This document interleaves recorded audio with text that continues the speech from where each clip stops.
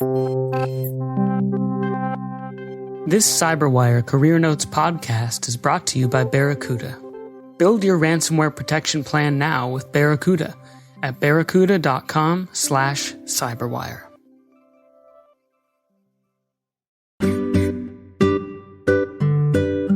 My name is Joe Bradley, and I'm the chief scientist at LivePerson. It's not so much that I didn't have an idea of things that I wanted to do, it's that there's been a lot of different ideas along the way. And it ranges from opera singing to potentially wanting to be a professor of English literature to being a classroom teacher to working in tech the first time to being a physicist and all the way now to what my job is today. It's been a bit of a windy road.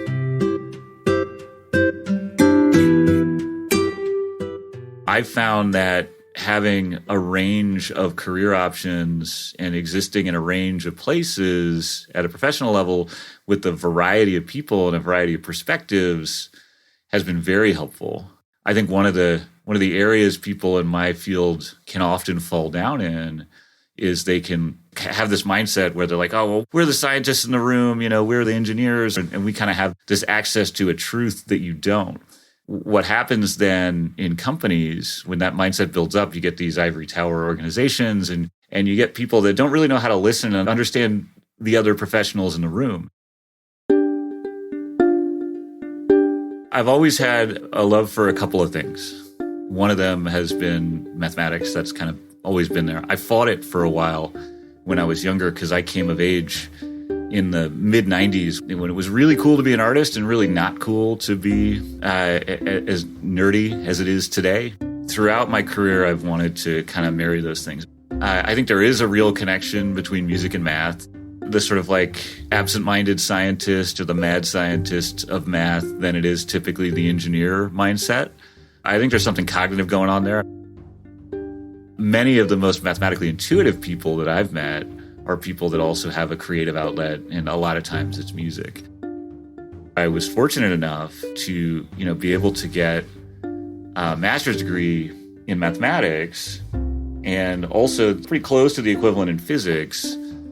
I went up to UW from there, spent several years getting a PhD, and then I went and worked in the country's national labs a little bit. I worked for Los Alamos as a grad student. I worked for Livermore as a scientist.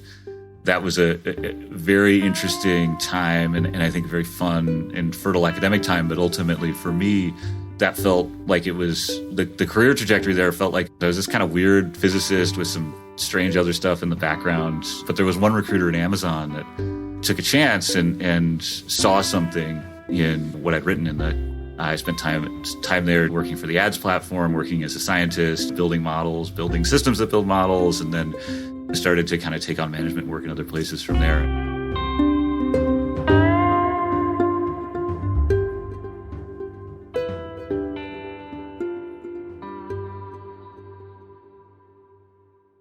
I kind of have two jobs. The first one is to kind of lead the science as a function for LivePerson and to grow the scientific professionals we have, deciding with the science leads what our research agenda should be, making sure we have the right, tooling and data management, all that stuff is one piece of it, but also making sure that we have a good habit of mind around the way we run experiments and the way we learn. So that's like one side of the job. On the other hand, I also run a product development organization, which is sort of coupled into the science teams, and we manage them with a little bit of a cross-functional pods. Sometimes I think of scientists as a little bit of a cross between like a designer and an engineer. There's a little bit of both mentalities in there. I think you also have to manage the art of helping them with process and with management. I come into a number of science teams that were kind of essentially unmanaged, where there really wasn't a process about how you move work forward or how you understand if it's moving forward well and how you stop it when it isn't. And the first instinct of a lot of science folks is to put some structure around this and to hear that as creatively limiting. You have to make the case to these folks that it's actually going to help them in the end.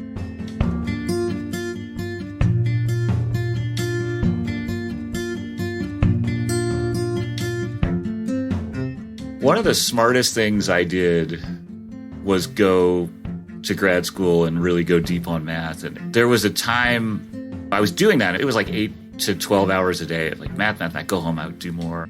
But in hindsight, now how I look at it is that I invested in training my mind, be able to do things easily that it could not do before, and that without that training, most people can't do.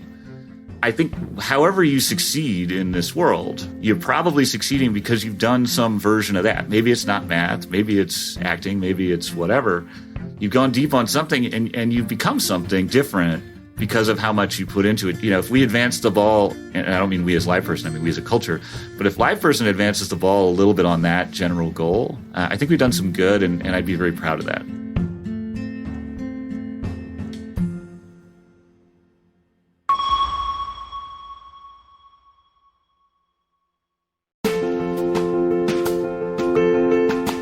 Every 11 seconds, there's a new ransomware attack. Oil pipelines, universities, corporations, all paying millions of dollars. Barracuda says, don't pay the ransom. Before a ransomware attack occurs, train your teams to recognize an attack and use anti-phishing technology. Protect your applications and they can't get onto your network. Simple backup and restore solutions quickly recover your data without paying the ransom. Build your ransomware protection plan now. Go to barracuda.com/cyberwire. That's barracuda.com/cyberwire.